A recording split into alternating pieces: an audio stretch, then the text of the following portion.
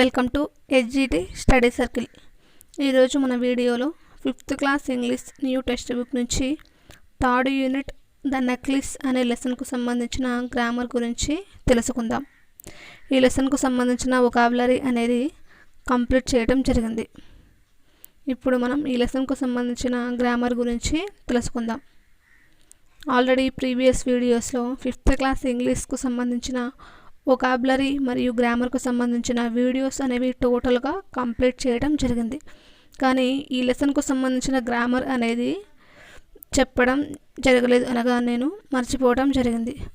కాబట్టి ఈరోజు మనం తెలుసుకుందాం. అలాగే 6th క్లాస్ ఇంగ్లీష్కు సంబంధించిన టోటల్ వొకాబులరీ మరియు గ్రామర్కు సంబంధించిన పార్ట్ అనే వీడియోస్ అనేవి కంప్లీట్ చేయడం జరిగింది. అలాగే 3rd క్లాస్ మరియు 4th క్లాస్కు సంబంధించిన వొకాబులరీ మరియు గ్రామర్ కూడా కంప్లీట్ చేశాను. మీరు కనుక నా ఛానల్ని ఫస్ట్ టైం చూస్తున్నట్లయితే please subscribe SGT study circle. ఇలాంటి టెట్ సిలబస్లో అలాగే డిఎస్సి సిలబస్లో ఈ ఆర్డర్ ఆఫ్ యాడ్జెక్టివ్స్ గురించి ఇవ్వటం జరిగింది. అలాగే ప్రీవియస్ టెట్ పేపర్స్ కనుక మనం గమనించినట్లయితే ఆర్డర్ ఆఫ్ ఆబ్జెక్టివ్స్ గురించి మనకు ప్రశ్నలు అనేవి ఇవ్వటం జరిగింది. ఈ ఆర్డర్ ఆఫ్ యాడ్జెక్టివ్స్ అనేవి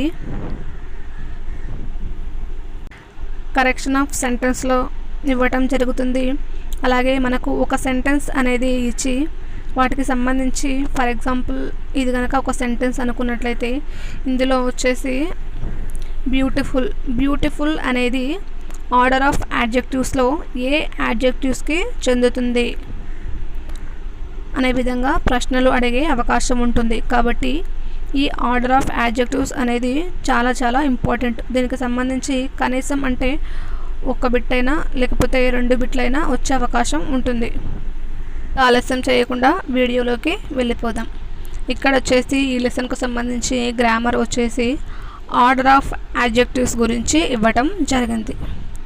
let's observe the underlined words in the following sentence. ఇక్కడ వచ్చేసి క్రింద ఇవ్వబడిన సెంటెన్స్లో అండర్లైన్ చేయబడిన పదాలను గమనించండి అని చెప్పడం జరిగింది. ఫస్ట్ సెంటెన్స్ వచ్చేసి she discovered a beautiful diamond necklace.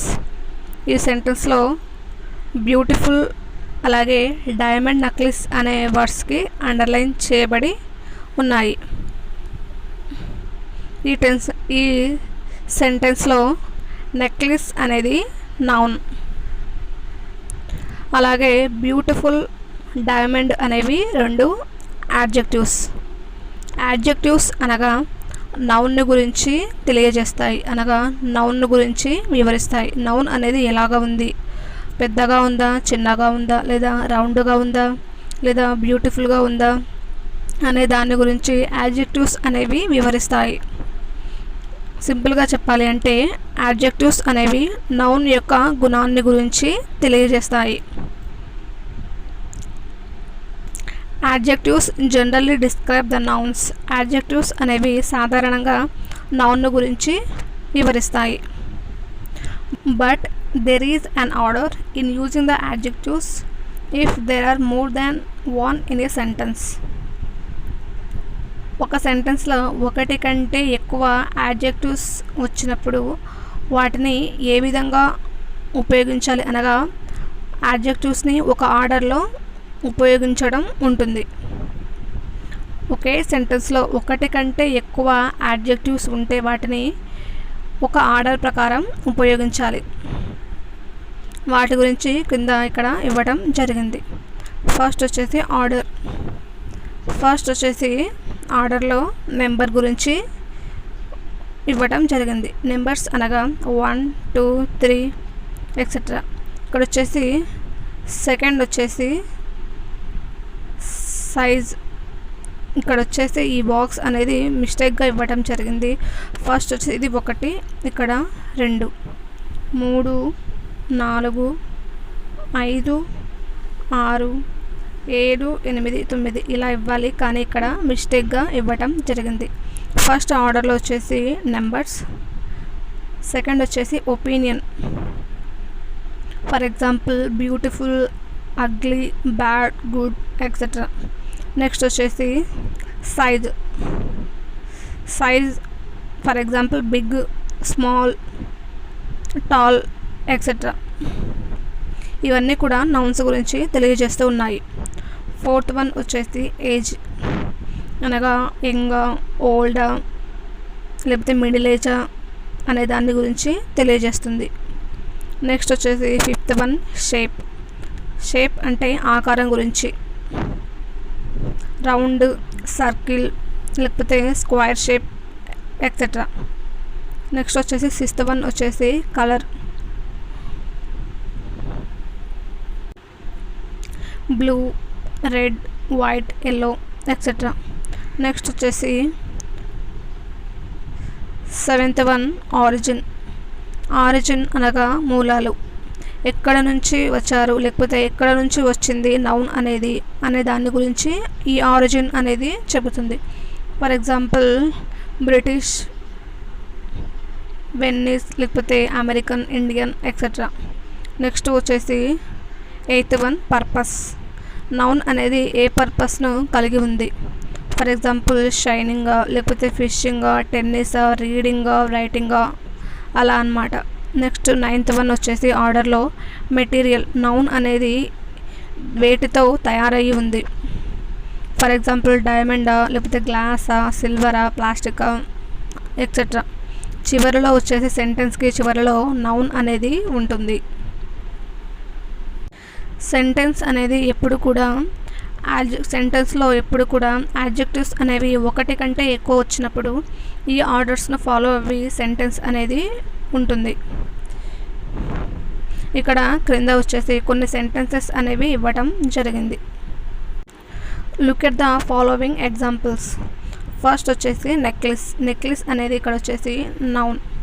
అలాగే ఏ నెక్లెస్, ఏ అనేది వచ్చేసి నెంబర్ని గురించి తెలియజేస్తుంది, అనగా ఒక నెక్లెస్ అనేది.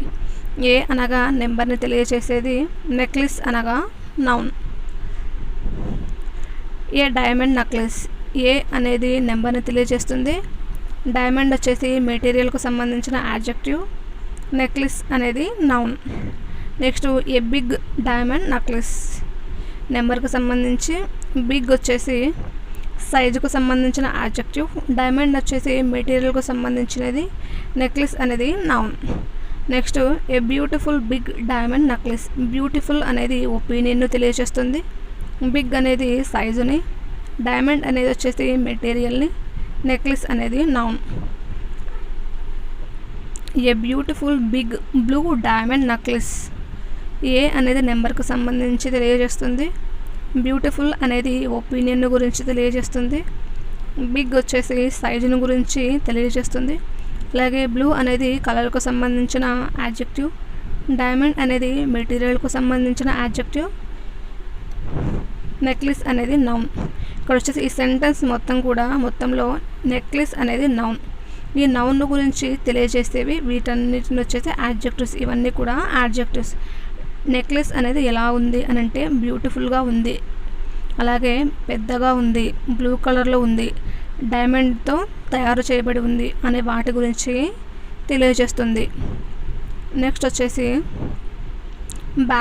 బ్యాగ్ అనేది ఇక్కడ noun. A bag, a leather bag, a white leather bag, a big white leather bag.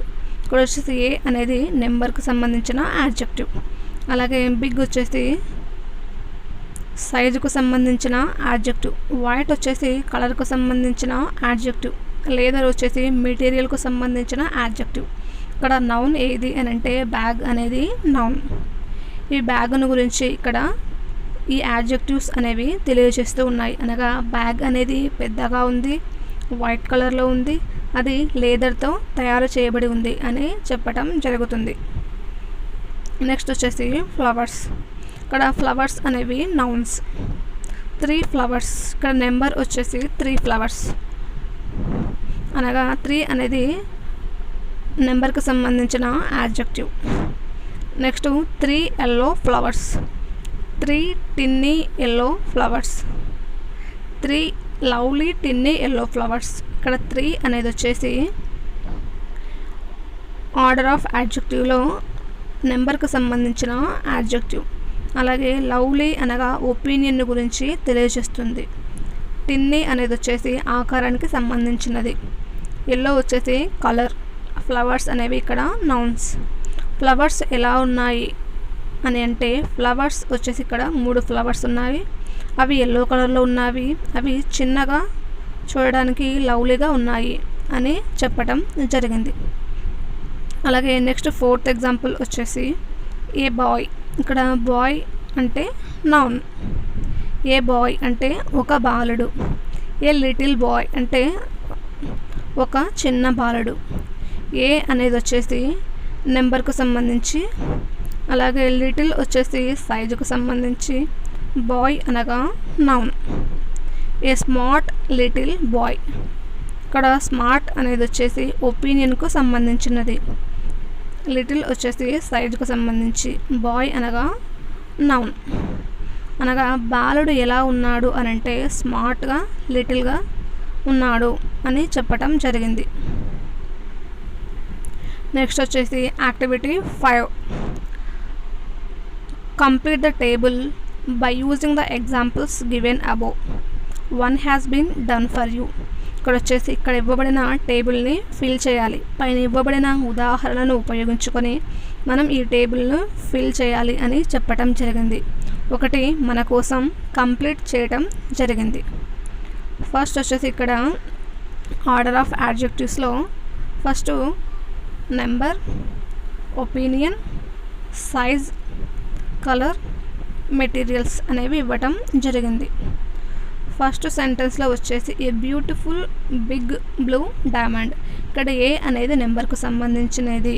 అలాగే ఒపీనియన్, బ్యూటిఫుల్ అనేది ఒపీనియన్కు సంబంధించినది. బిగ్ అనేది సైజుకు సంబంధించి, బ్లూ అనేది కలర్కు సంబంధించి, అలాగే డైమండ్ అనేది మెటీరియల్కు సంబంధించి. ఇక్కడ ఈ టేబుల్స్ని మనం ఫిల్ చేద్దాం. ఇది ఫస్ట్ సెంటెన్స్కు సంబంధించి. మిగతా 3 సెంటెన్స్లో ఉన్న వాటిని మనం ఇప్పుడు చూద్దాం. ఇక్కడ వచ్చేసి సెకండ్ ఎగ్జాంపుల్లో a big white leather bag. ఇక్కడ ఏ అనేది నెంబర్కు సంబంధించినది.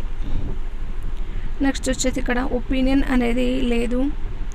బ్యాగ్ అనేది బిగ్గా ఉంది కాబట్టి బిగ్ అనేది సైజుకు సంబంధించి.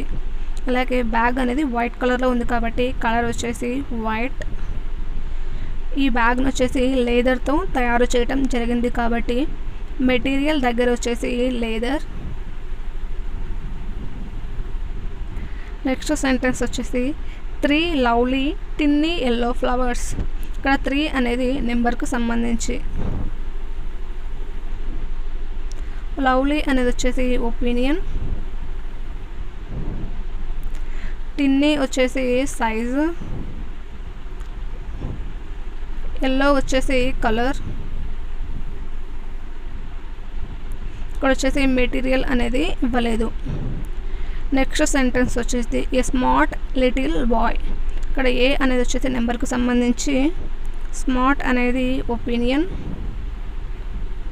లిటిల్ వచ్చేసి సైజ్, ఇక్కడ కలర్ అలాగే మెటీరియల్ అనేది ఇవ్వలేదు.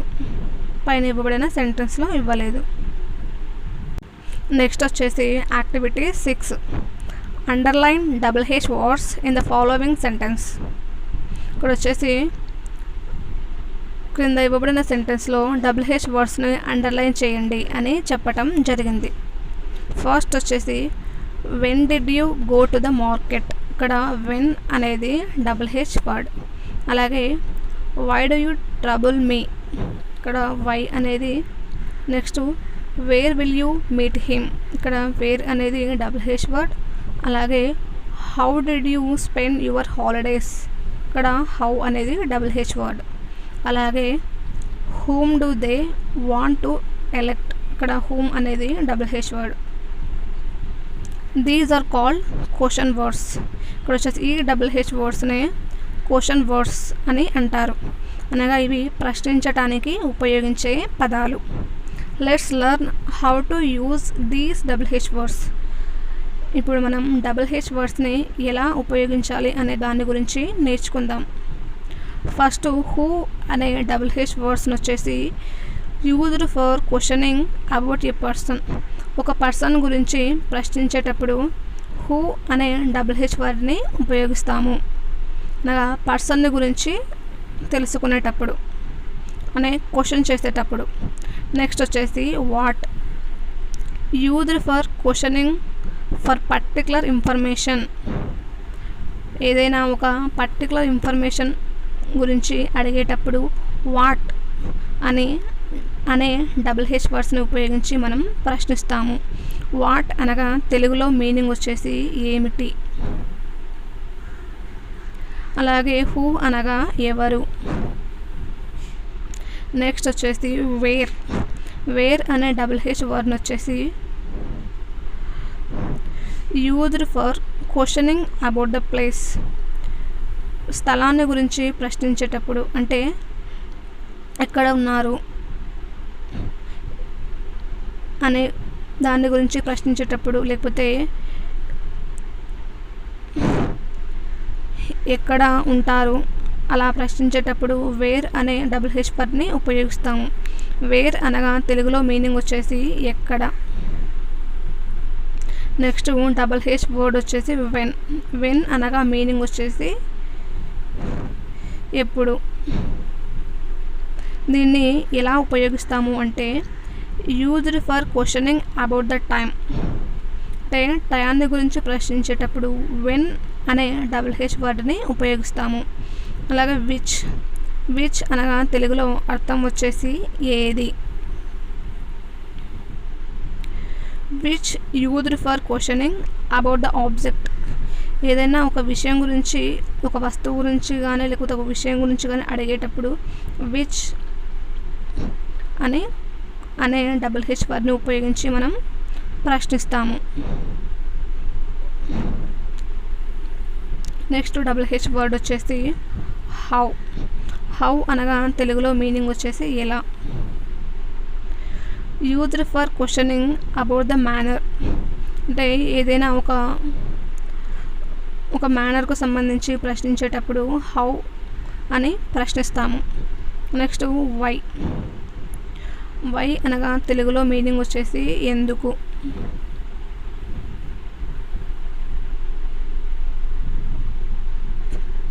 వై అనే డబుల్ వర్డ్ని used for questioning a reason. ఏదైనా ఒక విషయానికి సంబంధించిన కారణాలు అడిగేటప్పుడు వై ఎందుకు అని మనం ప్రశ్నిస్తాము. నెక్స్ట్ వచ్చేసి fill in the blanks with appropriate words. The answer for the questions are given within brackets. ఇక్కడ వచ్చేసి ఫస్ట్ సెంటెన్స్లో డాష్ ఈజ్ యువర్ బ్రదర్. ఇక్కడ